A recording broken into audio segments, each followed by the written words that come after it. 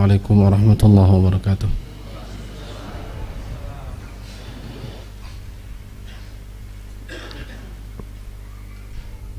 Alhamdulillahirabbil alamin. Wa bihi nasta'inu ala umuri dunya waddin. Alhamdulillah alladzi bi ni'matihi tatimmus shalihat. Allahumma salli ala Muhammadin wa ala ali Muhammad kama sallaita ala ali Ibrahim innaka Hamidum Majid. Wa barik ala Muhammadin wa ala ali Muhammad kama barakta ala ali Ibrahim innaka Hamidum Majid.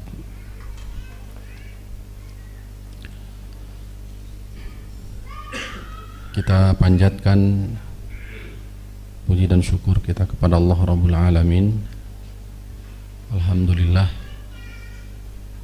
pada malam ini kita masih diberikan kesehatan, kesempatan, taufik oleh Allah Rabbul Alamin untuk kembali bersama-sama hadir di jamuan Allah di Baitullah. Mudah-mudahan harapannya Allah berkenan memberikan karunia kepada kita semua. Pertama, ilmu yang bermanfaat. Kedua, limpahan rahmat dan maghfirah.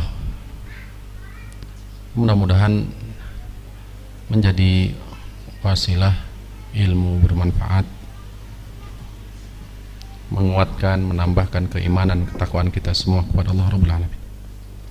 Salawat dan salam dilimpah curahkan kepada baginda kita tercinta Nabi Muhammad sallallahu alaihi wasallam.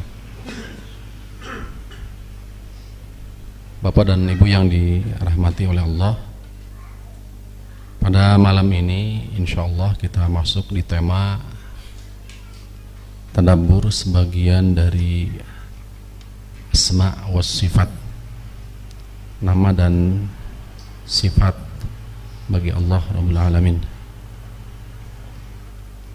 Tidak semua apa yang dibawakan oleh penulis rahimahullah ta'ala kita bawakan beberapa poin dengan harapan menguatkan keimanan kita dan juga ma'rifatullah kita kepada Allah Rabbul Alamin. Yang insyaallah ta'ala untuk malam ini kita akan mentadaburi nama Allah Rabbul Alamin, yakni Al-Ali, sifat ulu, bahwasanya Allah Rabbul Alamin disifati dengan kemaha tinggian, bahwasanya Allah maha tinggi.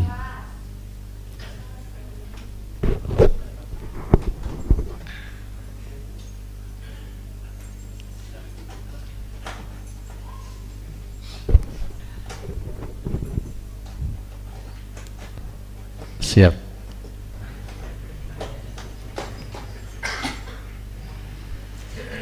Kita masuk di sifat dan nama Allah Al-Ali. Allah maha tinggi. Allah Rabbul Alamin maha tinggi. Di antara dalil yang melandasi ini sejatinya banyak sekali. Pertama, surah ini Al-Baqarah ayat 255. So, lebih kenal dengan ayat kursi. Allah Rabbul Alamin firman di penghujung dari ayat ini, wa huwal aliyyul azim, dan dialah Allah Rabbul Alamin maha tinggi, maha agung. Maha tinggi, maha agung.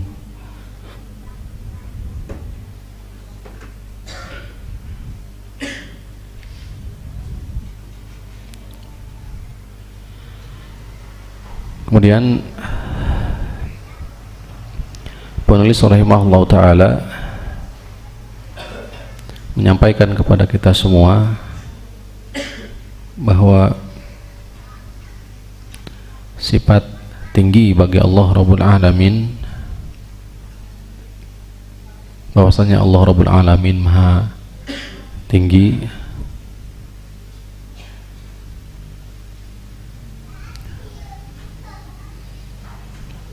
kitab asal yakni kitab Ma'ariju Al-Qabul banyak sekali ayat ataupun hadis yang menetapkan atas sifat ini. Ini sifat al-ulu bagi Allah Subhanahu wa ta'ala.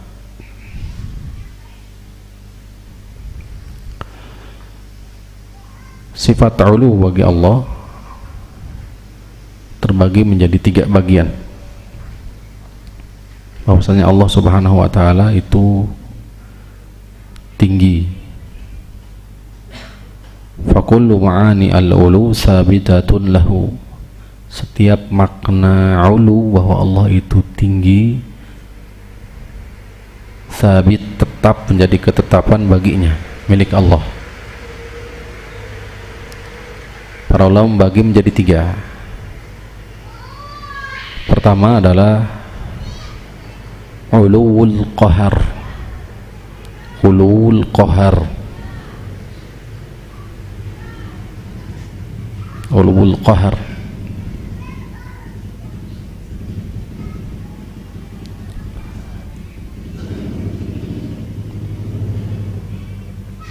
Yang kedua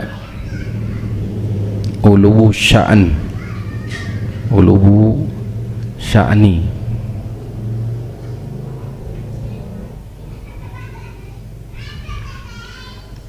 Yang ketiga uluwu zat.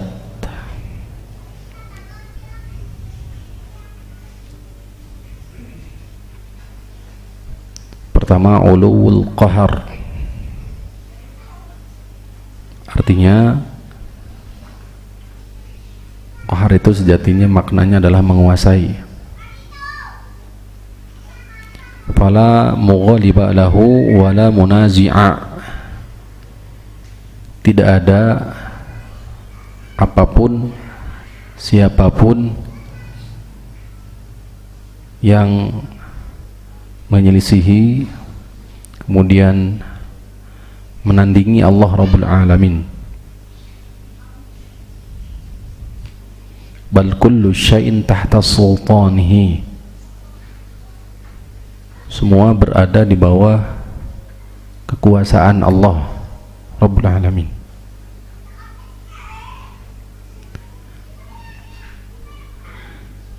Allah tinggi di atas seluruh makhluknya. Tidak ada yang meliputi Allah Rabbul Alamin. Semua dikuasai dan diliputi oleh siapa? Allah. Inilah makna Al-Qahar. Mana yang menjadi landasan dalil? Di antaranya surah Shad ayat 65. Allah berfirman, A'udzubillahi minasyaitonirrajim. Qul innama ana munzirun. Katakan olehmu wahai Muhammad, innama ana munzirun. Hanya saja aku ini adalah pemberi peringatan. Wa ma min ilahin illallah al-wahidul qahhar. Tidak ada ilah yang berhak diibadahi dengan sebenarnya kecuali Allah Al-Wahid, yang Maha Esa, Maha Tunggal. Al-Qahhar, apa tadi Al-Qahhar? Maha penguasa. Penguasa atas apa? Seluruh alam semesta. Wa nahnu wahidun min dzarikal alam. Dan sebagai catatan besar, kita semua adalah salah satu bagian daripada alam semesta ini. Kita semua berada di bawah Al-Qahru, kekuasaan Allah Rabbul Alamin. Allahu khalaqakum wa ma ta'malun. Allah lah yang telah menciptakan kita semua, serta Dialah yang telah menciptakan perbuatan kita semua. Surah Az-Zumar ayat 4 menguatkan, "Lau aradallahu ayyattakhidha walada lastafa mimma yakhluqu ma yasha." Seandainya Allah menghendaki untuk menjadikan baginya putra, lastafa mimma yakhluqu ma yasha, tentulah Allah akan memilih dari siapa yang dia ciptakan, apapun yang dia kehendaki. Subhanahu, Allah Maha Suci. Lam yalid wa lam yulad wa lam yakul lahu kufuwan ahad. Sehingga hadirin rahimani wa rahimakumullah, seringkali Al-Qahar ini disandingkan dengan Al-Wahid, seperti tadi punya ayatnya, Al-Wahidul Qahar, Allah tunggal, Allah Esa. Wallahul Wahidul Qahar, Allah Maha Esa, tunggal, Al-Qahar yang Maha Penguasa, menguasai.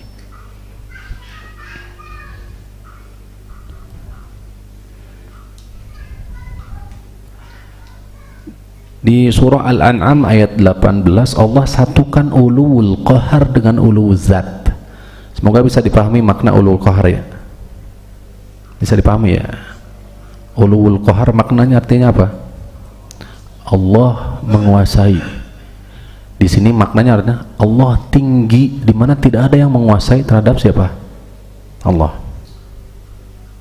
Di surah Al-An'am ayat 18 Allah satukan kemahatinggian Allah dalam bab Al-Qahar, penguasaan, dan Allah tinggi dari sisi zat. Allah berfirman, wa huwal qahiru fawqa ibadihi, Allah tinggi di atas hamba-hambanya. Wa huwal qahiru fawqa ibadihi, Dia Allah menguasai di atas hamba-hambanya. Yani uluwul qahar dan uluwul zat ditinjau dari sisi fauqiyah, nanti Allah itu tinggi, sebagaimana nanti rinciannya datang. Yang kedua, uluwul sya'an. Uluwul sya'an,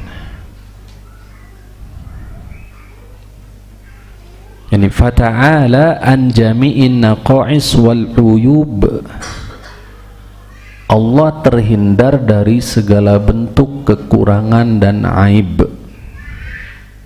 Allah terhindar dari segala bentuk kekurangan dan aib. Al-munafiyati lil ilahiyat li ilahiyatihi,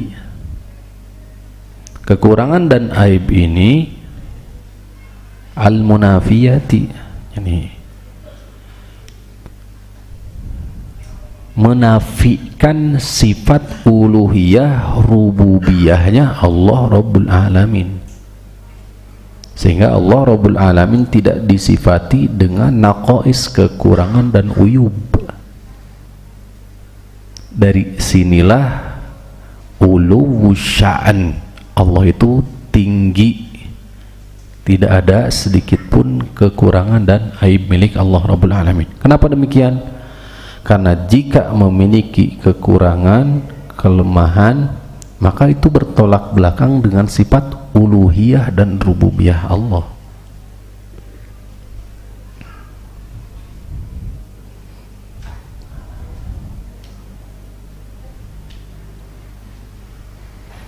Yang ketiga, uluwuz zat, bahwa Allah itu tinggi zatnya.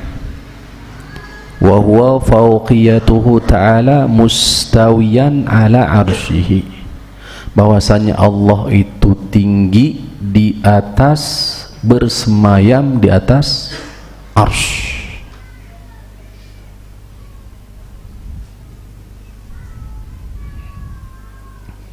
Bersemayam di atas arsy.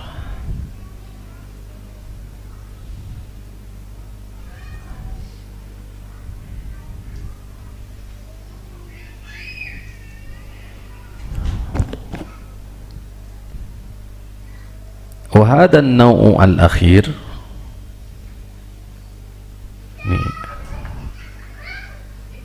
pembagian yang ketiga ini yakni uluwuz zat walladhi dhalla fihi man dhalla, ammal awwalani falam yukhalif fihi ma ahadun mimman yadda'i al-islama wa yantasibu ilaihi. Dari pembagian sifat tinggi bagi Allah tadi yang tiga,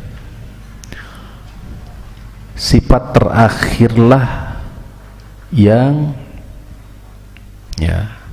dhalla fihi man dhalla, telah sesat bagi orang-orang yang memang menyimpang di situ.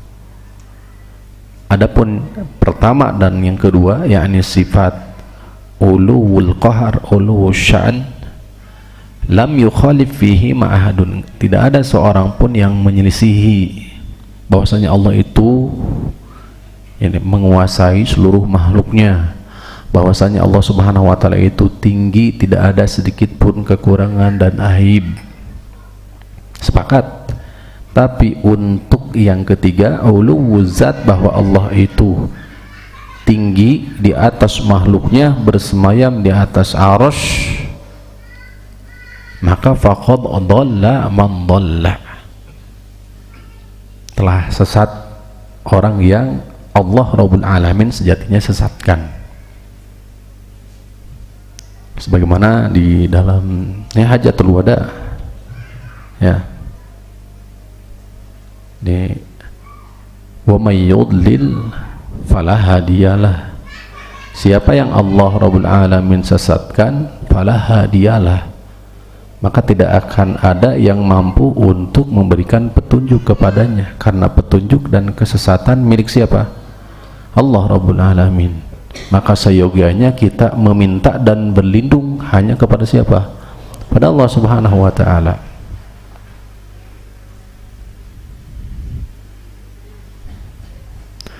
Al-adillatu fauqiyatuhu subhanahu wa ta'ala minal kitab wa sunnah. Sekarang hadirin rahimani rahimakumullah, kita masuk di rincian poin yang ketiga, bahwasannya Allah itu tinggi di atas makhluknya, bersemayam di atas arsy.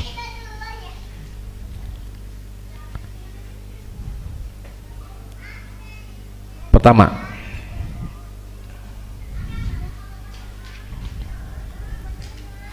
uluwu zat sabitun inda ahli sunnah wal jamaah bi adillatin katsirah.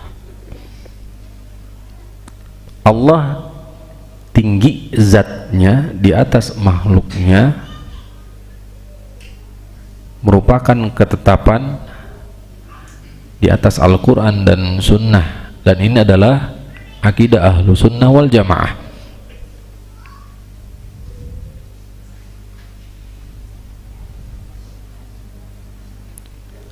Pertama, al-asma'ul husna ad-dalatu ala al-ulu bikulli ma'anihi. Di antara landasan dalilnya yang pertama adalah asma'ul husna, seluruh asma'ul husna yang dimiliki oleh Allah Subhanahu wa taala menunjukkan kemahatinggian Allah Subhanahu wa taala bikulli ma'anihi, seluruh maknanya. Kasmihi al-ali, seperti nama Allah Subhanahu wa taala al-ali, wasmuhu al-a'la, kemudian juga kadang Allah Rabbul Alamin menyebut dengan al-a'la, wa ghairuhuma, dan yang lainnya.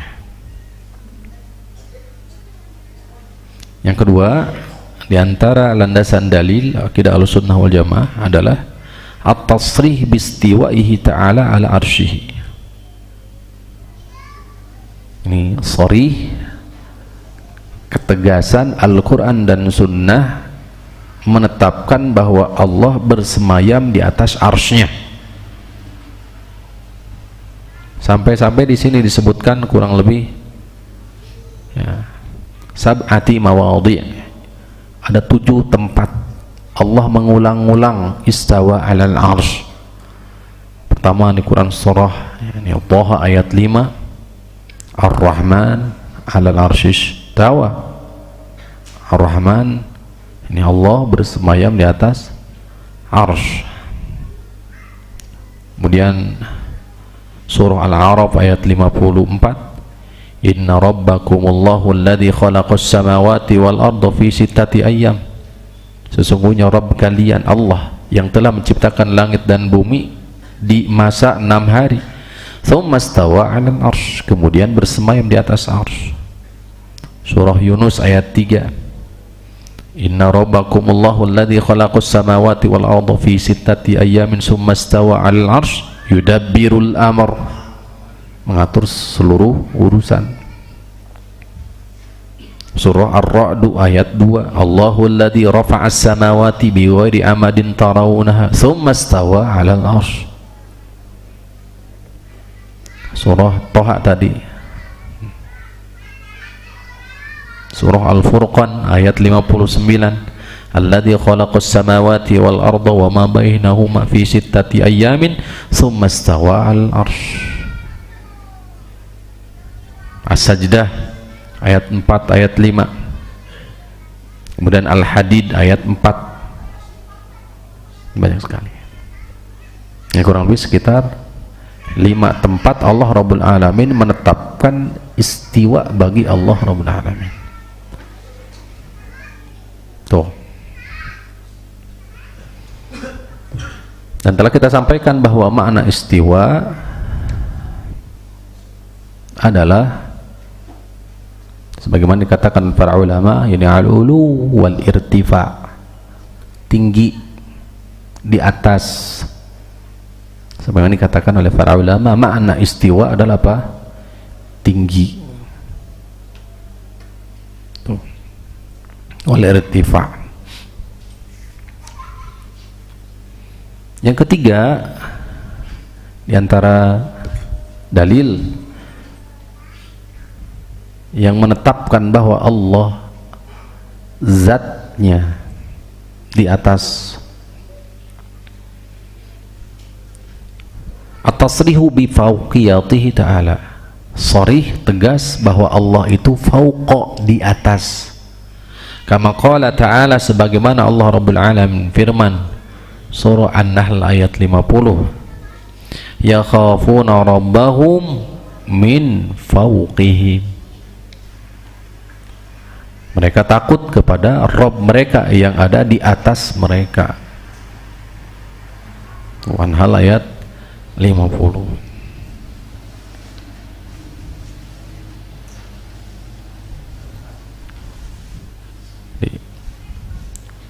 Hadirin wa iman di kitab asalnya ini banyak sekali dalil-dalil yang menyebutkan tentang fauqiyah Allah Rabbul Alamin. Salah satunya aja hadis Nabi SAW riwayat Imam Al-Bukhari dari sahabat Anas bin Malik, kanat Zainab radhiyallahu anha taftakhiru, di Zainab radhiyallahu anha merasa bangga, berbangga diri itu loh, ala azwajin Nabi, ya, berbangga diri dari istri-istri Nabi yang lainnya.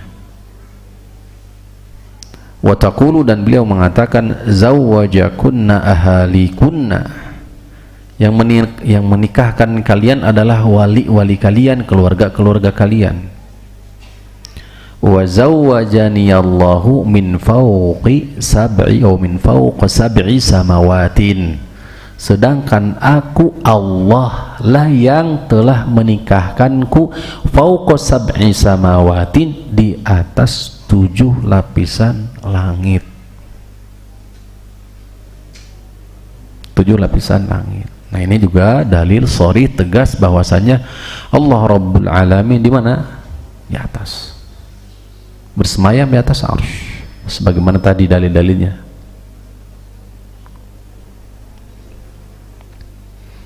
Adapun untuk mempertanyakan bagaimana kaifiyah arsy, maka sebagaimana masyhur dari perkataan Imam Malik ketika beliau ditanya tentang Ar-Rahman 'alal arsy istawa, kaifal istiwa, bagaimana istiwa itu? Maka kata beliau, al-istiwa ma'lum, istiwa itu jelas, sudah dimaklumi, bersemayam. wal kaifiyatu majhul, adapun kaifiyah hakikatnya seperti apa maka ini majhul, tidak diketahui, ilmu kita tidak sampai ke situ Pak. Sehingga para ulama mengatakan istiwanya Allah itu yaliku bijalalihi, sesuai dengan kemahaagungannya, nggak sama dengan kita. Tuh, wassu'alu anha bid'atun, dan bertanya tentang kaifiyah, hakikat, salah satunya tadi istiwanya Allah Rabbul Alamin, atau ini pembicaraan antara murid Imam Malik dengan Imam Malik ini sendiri jadikan kaidah umum. Demikian pula seluruh sifat Allah Rabbul Alamin, maka ini maknanya jelas tapi kaifiyahnya yani majhul, tidak diketahui. Wassu'alu anha bid'atun, dan mempertanyakan tentang kaifiyahnya dikatakan oleh Imam Malik dianggap apa? Bid'ah. Sampai-sampai beliau sendiri yang mengeluarkan muridnya tersebut.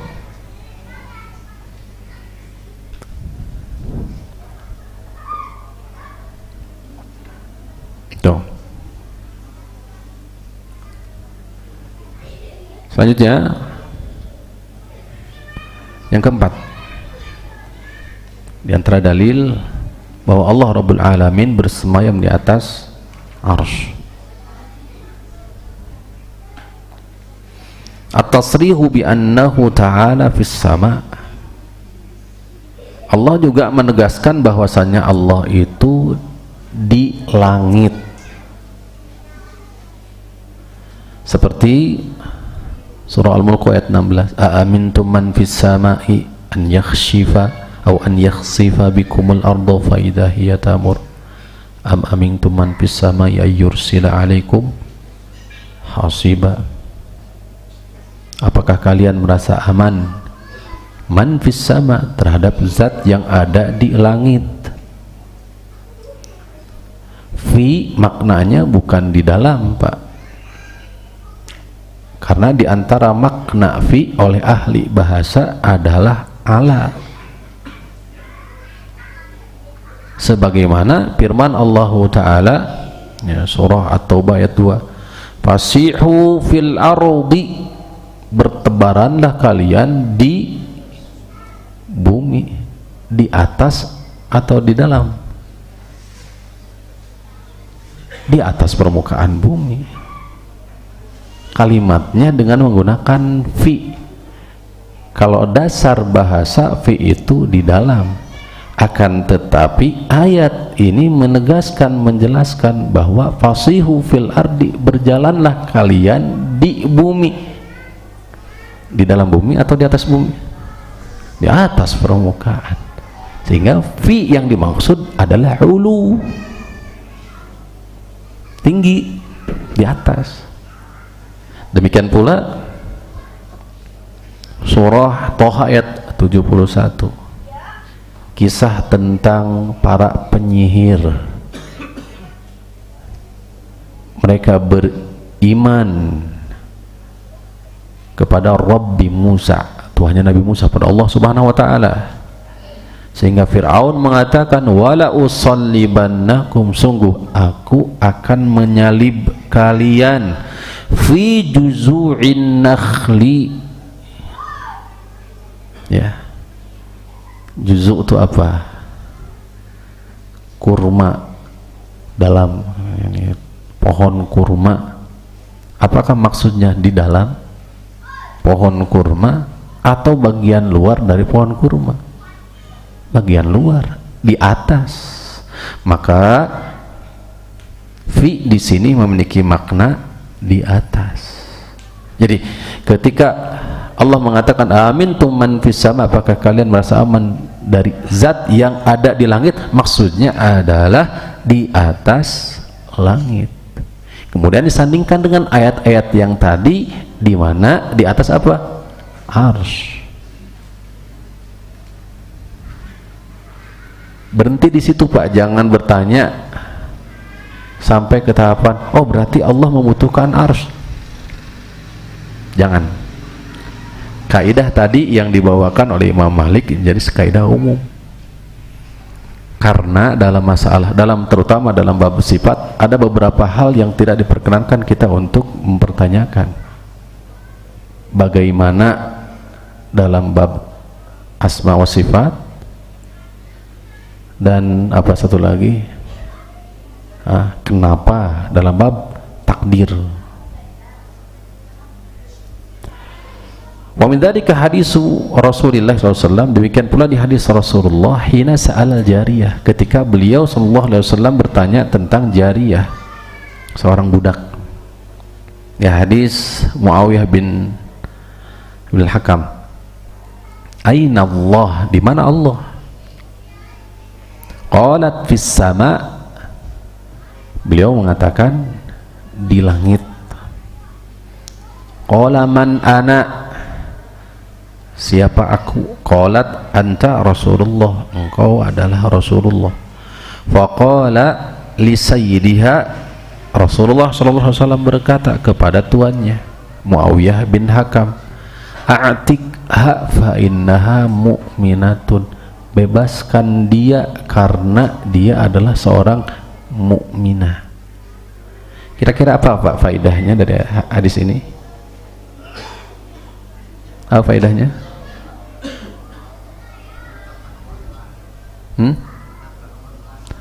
Nah, di sini menunjukkan bahwa termasuk bagian dari keimanan menetapkan Allah fis sama, di langit. Apa makna fis sama tadi? Sudah tadi disampaikan, bukan di dalam langit tapi ala. Tuh. Sehingga kata Rasulullah SAW, "Atika fa innahu", bebaskan dia, merdekakan dia karena dia adalah mukminah. Hadis sahih riwayat Imam Muslim, Abu Daud, Imam Nasai dan yang lainnya. Kemudian berikutnya, at-tasrihu bi ikhtisasi ba'dil asya'i bi annaha indahu. Ya sharih, lafal sharih seperti firman Allah Ta'ala Al-A'raf 206, bahwa segala sesuatu itu di sisinya. Innal ladina inda rabbika la yastakbiruna an ibadatihi, sesungguhnya orang-orang yang berada di sisi Rabbnya, la yastakbirun, mereka tidak angkuh, an ibadatihi, untuk beribadah kepadanya. Di hadis Nabi SAW, innallaha lamma qada al-khalqa, setelah Allah menetapkan penciptaannya, kataba indahu fawqa arsyihi, kataba indahu fawqa arsyihi, maka Allah mencatat di atas arsy-Nya, inna rahmati sabaqat ghadabi, sesungguhnya rahmatku mendahului murkaku. Setelah Allah Rabbul Alamin menetapkan bahwa ini innallaha kataba maqadir kulli syai'in bi khamsina alfi sanatin, Allah menetapkan 50.000 tahun qabla an yakhluqas samawati wal ard, sebelum menciptakannya langit dan bumi. Maka Allah Rabbul Alamin mengatakan inna rahmati sabaqat ghadabi, sungguhnya rahmatku mendahului murkaku. Hadis riwayat Imam Bukhari, Imam Muslim. Sekarang kita masuk di pembahasan berikutnya, ya ar-raf'u was-su'ud wal-uruj ilaihi tabaraka wa ta'ala. Banyak dalil yang menegaskan, menyebutkan bahwa ar-raf'u was-su'ud wal-uruj ilaihi tabaraka wa ta'ala.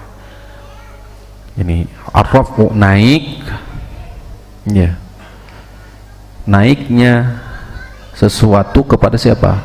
Allah Rabbul Alamin tabaraka wa ta'ala. Di antaranya pertama,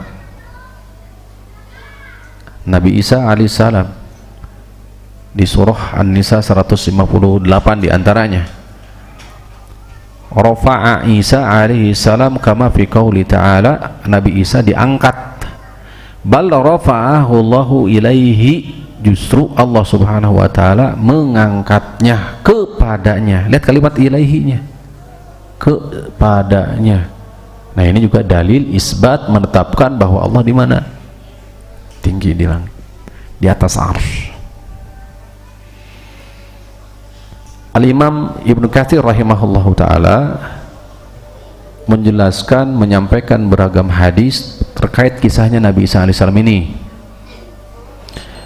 dan beliau mengatakan, menegaskan dan menyampaikan kepada Hawariyun bahwasanya kalian akan menjadi kafir setelah kalian beriman. Dan beliau sampaikan itu ketika kaum Yahudi mereka sudah hendak untuk membunuh Nabi Isa alaihissalam, sedangkan Hawariyun berada di dalam Baitul Maqdis, menyampaikan hal tersebut kepada mereka. Maka siapakah yang akan menggantikanku? Siapa di antara kalian yang ingin memiliki kedudukan seperti kedudukanku? Ini di satu versi yang dibawakan oleh Al-Imam Ibnu Katsir.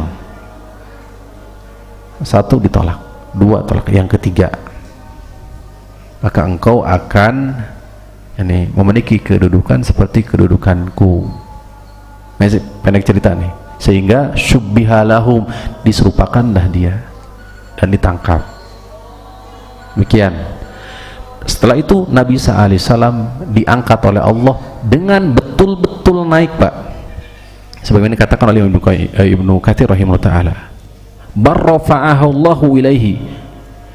Maka orang yang beriman, Hawariyun, ketika betul-betul melihat seperti itu, terbagi menjadi tiga. Mereka mengatakan itu adalah Allah turun ke bumi, tuh naik kembali.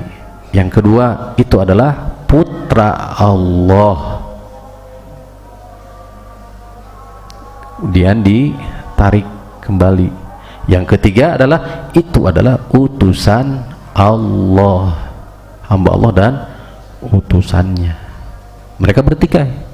Yang pada akhirnya yang ketiga ini yang mengakui, menetapkan bahwa Nabi Isa adalah utusan Allah, akhirnya dibunuh. Itulah awal mula terjadinya penyimpangan di ajaran tuntunan Nabi Isa alaihissalam. Wassallallahu ala nabiyina Muhammadin wa ala alihi washabihi wasallam.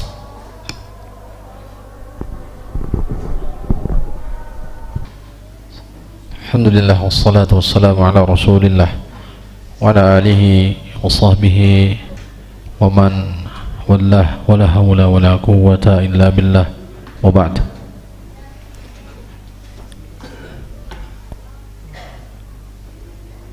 Di antara dalil-dalil yang menegaskan bahwa zat Allah Rabbul Alamin itu di atas, ya, seandainya saja kita mau berpikir sedikit saja tentang makna dari nuzul wahyu atau apa, nuzulul Quran. Kalimat nuzul, turun, berarti dari mana? Wahyu turun dari mana? Belum lagi nanti diperkuat dengan dalil-dalil yang menetapkan bahwa zat Allah di mana? Di atas. Dan itu tidak bertolak belakang dengan kebersamaan Allah bersama kita, enggak. Antum bisa tadabburi surah tadi, surah Al-Hadid ayat 4. Allah berfirman, a'udzubillahi minasyaitonir rajim. Allah satukan itu antara ini uluhiyah atau apa, sifat ulu bagi Allah dengan ma'iyatullah, kebersamaan Allah. Walladzi khalaqas samawati wal arda fi sittati ayyamin tsumma istawa 'alal 'arsy. Nanti bisa dilanjutkan. Bagaimana lanjutan ayatnya?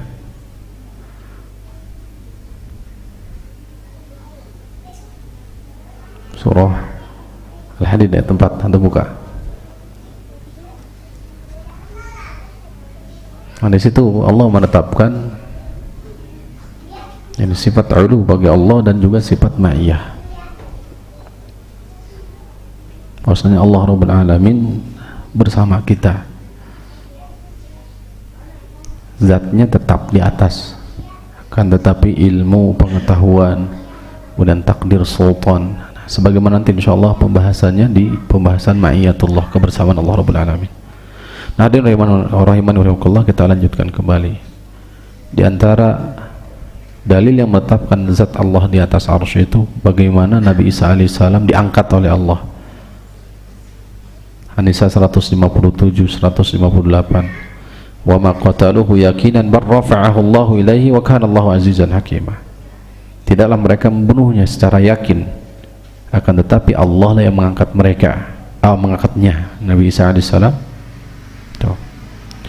Kemudian juga surah Ali Imran 55, ya Isa inni mutawafika wa rafi'uka ilayya. Wahai Isa, sungguhnya aku wafatkan kalian, wafatkan kamu, maaf.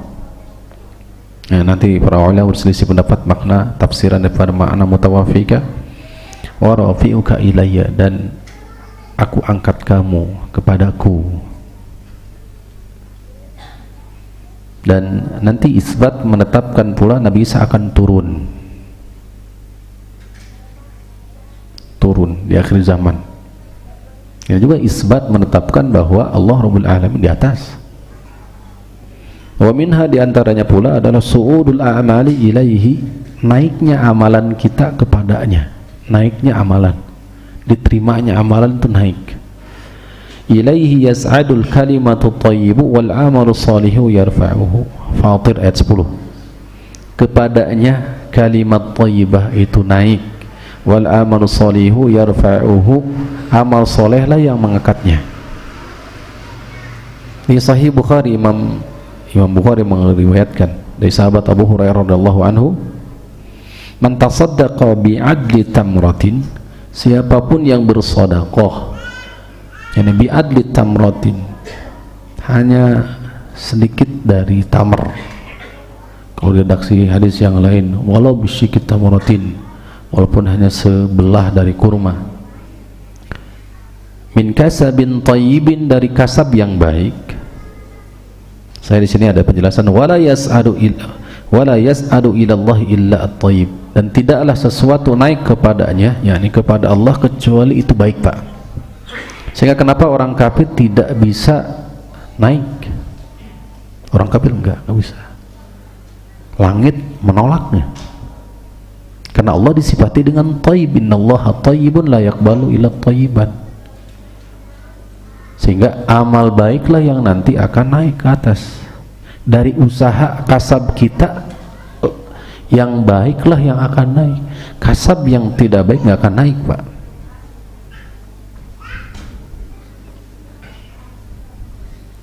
Fa innallaha ta'ala yataqabbaluha biyaminihi. Kemudian Allah Subhanahu wa ta'ala, sungguhnya Allah menerimanya dengan tangan kanannya. Tsumma yurabbiha li sahibiha. Allah berkahkan, Allah lipat gandakan. Yang asalnya satu butir kurma, setengah daripada kurma disodakohkan. Kama yurabbi ahadukum falwahu hatta takuna mislal jabal. Dari jadi butiran kurma tersebut itu akhirnya sebesar jabal, gunung. Oleh karenanya di hadis menegaskan la tahqiranna la yahqiranna minal ma'rufi syai'ah. Jangan sekali-kali kita meremehkan amal soleh, amal kebaikan sekecil apapun.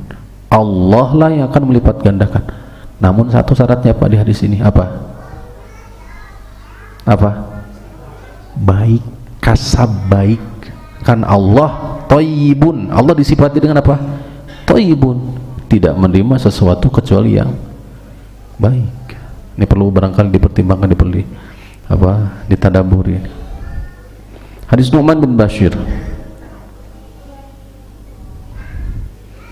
Imam Muslim meriwayatkan, Imam At-Tirmidzi, Ibnu Majah, Ibnu Khuzaimah dalam sahihnya, radhiyallahu anhu, qala Rasulullah alladzina yadhkuruna min jalalillahi azza wa jalla min tasbihihi, orang yang senantiasa berzikir mengingat Allah, tasbih, takbir, tahmid, tahlil, yata'atafna hawla al-arsh. Ini semua tasbih, takbir, tahmid, yata'atafna, yani berputar mengelilingi arsy, sekitaran arsy. Lahunna dawayya kadawin nahli yadhkurna bisahibihinna, menyebut orang yang mengucapkannya. Bisa dipahami, Pak? Tasbih, tahlil tadi, takbir, tahmid, yata'attafna, berarti mereka naik. Ini semua naik di atas arsy, di sekitaran haulal arsy, sekitar arsy. Menyebut siapa? Orang-orang yang mengucapkannya. Ala yuhibbu ahadukum an la yazala lahu indallahi syai'un yadhkuru bihi. Maukah kalian alla yazala lahu indallah, di sisi Allah sesuatu yang memang disebut-sebut gitu loh namanya.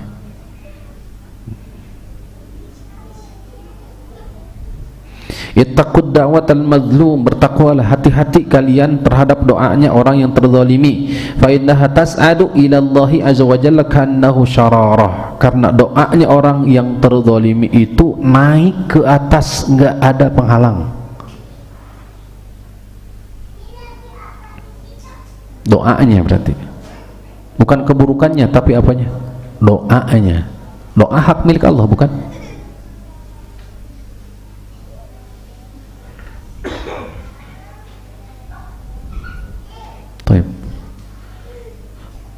Itu dalam amal soleh. Wa minha su'udul arwah ila Allah azza wa jalla, demikian pula naiknya ruh kita, Pak. Bagaimana di hadis yang sahih, demikian pula firman Allah Ta'ala surah Al-A'raf ayat 40, innal ladzina kazzabu bi ayatina wastakbaru anha la tufattah lahum abwabus samai wa la yadkhulunal jannata hatta yalija jamal fis samil khiyat. Sesungguhnya orang-orang yang mendustakan ayat-ayat kami, angkuh mereka sombong terhadapnya, nggak akan dibukakan pintu-pintu langit, nggak akan pernah pula mereka masuk ke dalam surga, sampai unta masuk ke lubang jarum sekalipun nggak akan pernah mereka masuk. Imam Ahmad meriwayatkan dari sahabat Al-Bara bin Azib hadis yang begitu panjang. Pendek ceritanya, ketika ruh seorang mukmin itu dicabut, berpisah dari jasadnya, innal abdal mu'min idza kana fi inqita'i minad dunya nazala ilaihil malaikatu minas sama, malaikat turun dari langit, bayadul wujuh, dengan penampilan yang putih wajahnya seperti wajah wujuhum syams, matahari, ma'hum kafanun min akfanil jannah, membawa kafan, kain-kain dari surga, wa hanut, keranda atau semisalnya dari surga pula, hatta yajlisu minhu maddal basar, sampai mereka duduk, mereka semua duduk maddal basar, sejauh mata memandang. Akhirnya bagaimana? Ini dibawalah ruh itu ke atas, naik. Ini isbat, dalil ketetapan bahwa Allah di mana zatnya? Atas. Banyak banget, Bang. Wa minha urujul malaikatu waruh, demikian pula di antara dalil bahwa zat Allah di atas itu naiknya para malaikat dan ruhnya, ini malaikat Jibril. Minallahi dzil ma'arij ta'rujul malaikatu waruh, para malaikat naik, waruh dan malaikat Jibril. Hadis Abu Hurairah di Sahihain, Imam Bukhari, Imam Muslim meriwayatkan, yata'aqabuna fikum malaikatun bil-laili, saling bergantian malaikat malam dan malaikat siang, yajtami'una fi salatil asri, mereka berkumpul di salat asar dan salat apa? Subuh. Salat asar dan salat subuh, salat fajar. Thumma ya'rujul ladzina ya'tu aw batu fikum fayas'alahu wa huwa a'lamu bihim. Kemudian malaikat malam naik, Allah Rabbul Alamin bertanya kepada mereka, wa huwa a'lamu alaihi, yang sejatinya Allah Maha mengetahui. Kaifa taraktum ibadi, bagaimana engkau tinggalkan hamba-Ku? Sedang apa mereka? Fayaqulun, mereka mengatakan taraknahum wa hum yushollun, kami tinggalkan mereka sedangkan mereka sedang sholat subuh. Coba kalau kita enggak.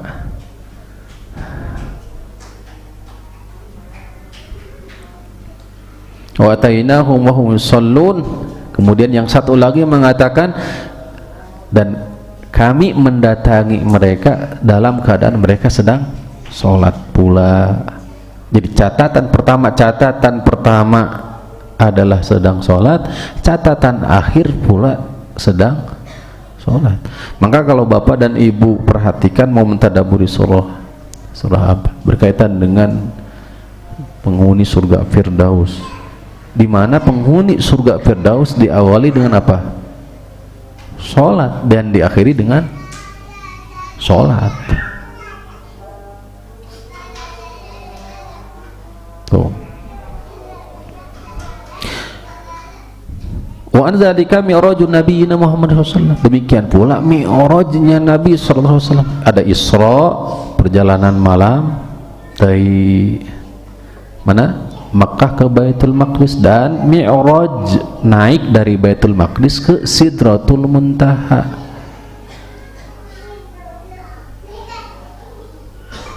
Tuh. Sebagaimana sabit di hadis-hadis sahih Imam Bukhari, Imam Muslim. Tuh. Hadis Anas bin Malik. Ini juga dalil yang menetapkan bahwa Allah di mana? Di atas zatnya. Wa min dzalika at-tasrihu bi nuzulihi tabaraka wa ta'ala, demikian pula tasrih sharih di hadis bahwa Allah turun di sepertiga malam. Hadis Abu Hurairah, yanzilu rabbuna kulla lailatin, di setiap malamnya Allah Rabbul Alamin turun, Rabb kita itu, ila sama'i dunya, ke langit dunia, hina yabqa thulutsal lail al-akhir, ketika tersisa sepertiga malam terakhir. Fayaqulu man yad'uni fa astajiba lahu, siapa yang berdoa kepadaku aku akan mengijabahnya, siapa yang meminta kepadaku aku akan memberinya. Wa man yastaghfiruni fa aghfiru lahu, siapa yang memohon ampunan pasti aku akan ampuni. Jika makna Allah itu turun yang dimaksud adalah urusan Allah, apa faedah penghujung dari hadis ini? Siapa yang berdoa aku akan diberi ijabah, siapa yang meminta aku akan kabul, akan aku penuhi, siapa yang memohon ampunan pasti akan ampuni. Apa maknanya? Seakan-akan tidak bermakna. Kenapa demikian? Karena sejatinya urusan Allah turun setiap saat. Kulla yaumin huwa fi sya'nin, setiap hari urusan Allah itu turun setiap saat. Sehingga batil jika dimaknai bahwa yang turun itu adalah apa? Urusan Allah. Tujuan baik tujuannya Pak. Apa tujuannya? Mensucikan Allah, menjauhkan Allah dari sifat makhluk. Karena yang turun itu siapa? Mereka mengatakan turun itu layaknya bagi siapa sifat turun itu? Bagi makhluk. Karena mereka berpikirnya dengan logika, konsekuensi, kalau turun pasti ada yang ditinggalkan gitu, menempati ini ada yang ditinggalkan, ruangan ini Pak, itu di luar logika kita. Itu harus kita terima dengan keimanan kita yang demikian itu. Ini dalil. Banyak hal yang sejatinya di luar dari nalar kita, yang sudah kejadian saja kita banyak yang lupa, banyak yang tidak tahu. Ketika kita lahir kita nangis, sadar tahu nggak kita? Enggak, boro-boro, nggak ada. Sok ayat itu apa? Mal ayat, insya Allah mal. Yakin nggak ada? Ini padahal betul-betul sudah terjadi setiap dari kita. Ini Allah Pak mengabarkan, maka kewajiban kita dalam hal ini ketika Allah menetapkan sami'na wa ata'na, udah. Justru kita terima dengan positif, justru dengan keimanan. Subhanallah, Allah setiap malam datang kepada kita. Tidak perlu mempertanyakan bagaimana. Kita sami'na wa ata'na.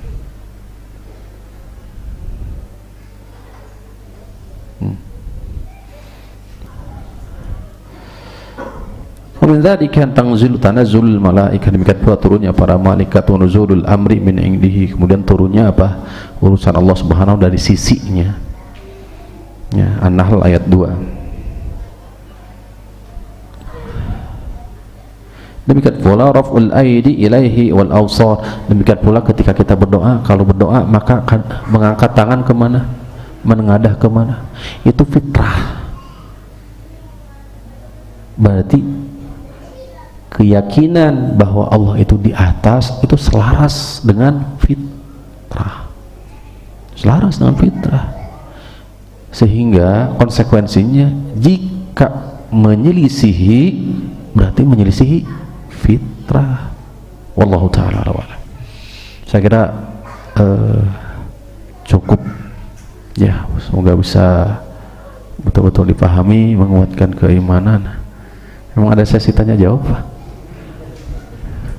Biasanya nggak ada.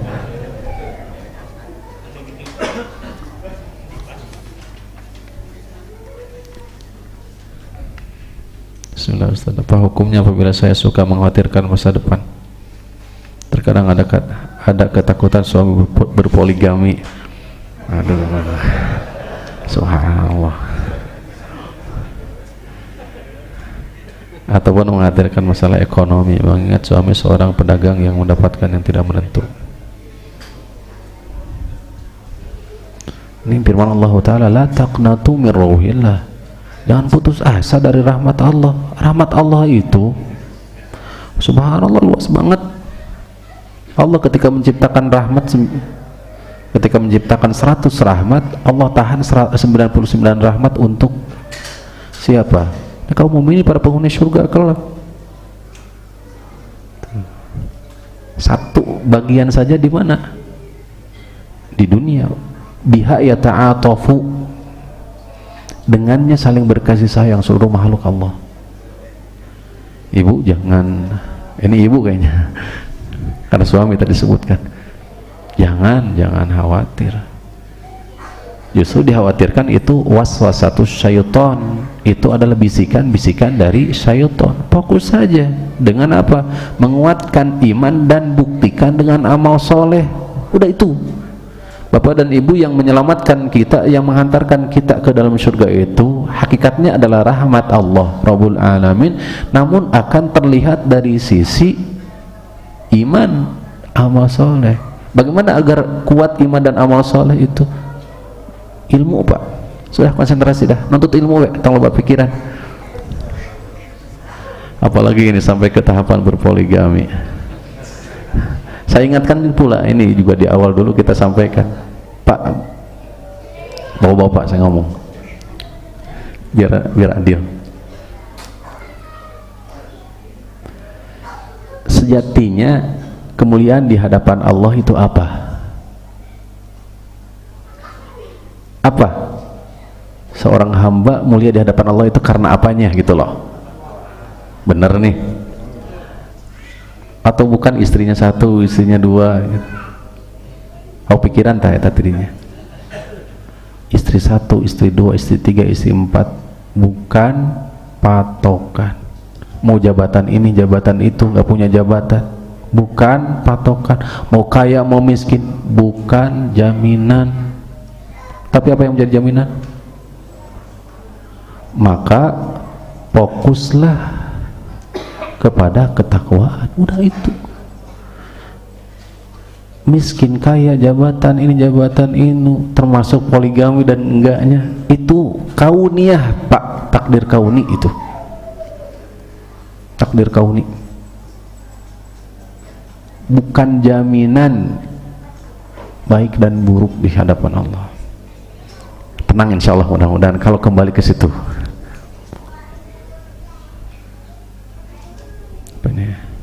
Izin bertanya, bagaimana menyikapi tetangga yang mayoritas melaksanakan Rabu Wakasan?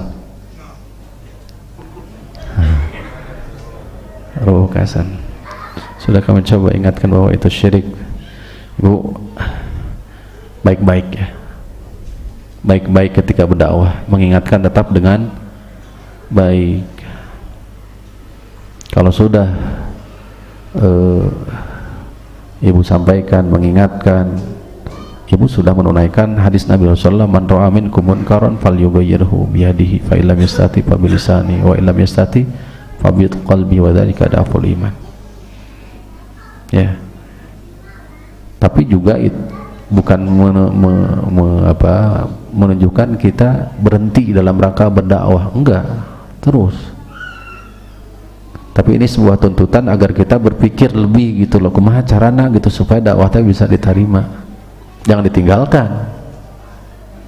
jangan ikut bercampur di situ, karena kalau bapak dan ibu ikut bercampur di situ, Allah akan satukan hati kita dengan mereka. Tetap pengingkaran harus ada. Pengingkaran dakwah bukan berarti kudu anclub di dalam kemunkaran, karena ancamannya lebih dahsyat kalau kita anclub di situ di dalam kemunkaran dengan niat mengubah dari dalam internal, yang ada hati kita akan disatukan dengan mereka. Saya ada yang bertanya, bagaimana hukumnya naon ieu? Iclo naon itu? Hah? Kita dizolim kalau subhanallah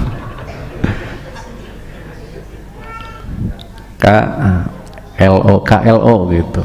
Kalau kita dizolimi orang terus kita mendoakan orang itu agar merasakan apa yang ia lakukan pada kita, apakah berdosa? Entong ibu tong gitu. Terus enggak bertolak belakang dengan hadjun Nabi, petunjuk Nabi. Kalau Nabi SAW di Taif betul-betul dilempari sampai berdarah-darahan. Malaikat Ahbasain, seingat saya bukan Ahbasain ya, Ahbasin ya, menawarkan untuk ditimpakan kepada mereka. Akan tetapi bagaimana? Enggak, sahabat justru mendoakan kebaikan. Dan ketahuilah zalim itu ada 3, sebagaimana hadis Ibnu Majah dan yang lainnya. Zalim itu az-zulmu salasatun, zalim itu ada 3. Zulmun la yatarakahulllah, 1 kezaliman yang tidak ditinggalkan oleh Allah. Zulmun yaghfiruhullah, 2 kezaliman yang diampuni oleh Allah. Yang ketiga zulmun la yaghfiruhullah, kezaliman yang tidak diampuni oleh Allah. Amma asalisu, adapun yang ketiga adalah apa? Asyirku billah, syirik kepada Allah. Inna syirka la zulmun azim. Surah apa? Surah An-Nisa 116 ayat 48 sama, innallaha la yaghfiru yushraka bihi wa yaghfiru ma duna dzalika liman yasha. Yang kedua, kezaliman yang diampuni oleh Allah, yaitu apa? Kezaliman antara diri kita dengan Allah. Dalilnya tadi sama. Nah, yang ketiga adalah kezaliman yang tidak ditinggalkan oleh Allah, yaitu apa? Antara kita dengan sesama kita. Ini enggak ditinggalkan oleh Allah, tapi Allah tetapkan kisos, ditetapkan kisos, sehingga ya di hadis lain dikatakan apa? La tu'adduna al-huquq ila ahliha. Kelak di hari kiamat itu seluruh pemilik hak akan kembali kepadanya. Sampai-sampai binatang ataupun domba yang tanduknya patah karena diadu kudoh akan meminta haknya, semua akan dikembalikan. Sehingga bapak-bapak, jika posisi kita terzalimi, mintalah hak kepada siapa? Allah. Selanjutnya doakan kebaikan kepada siapa? Orang yang menzalimi. Sebaiknya idealnya demikian, Pak. Idealnya ya. Berat ngamal ke nana. hanya kepada Allah Rabbul Alamin kita memohon. Saya kira itu cukup, saya kira mewakili lah. Subhanakallahumma rabbana wa bihamdika asyhadu an la ilaha illa anta astaghfiruka wa atubu ilaik. Assalamualaikum warahmatullahi wabarakatuh.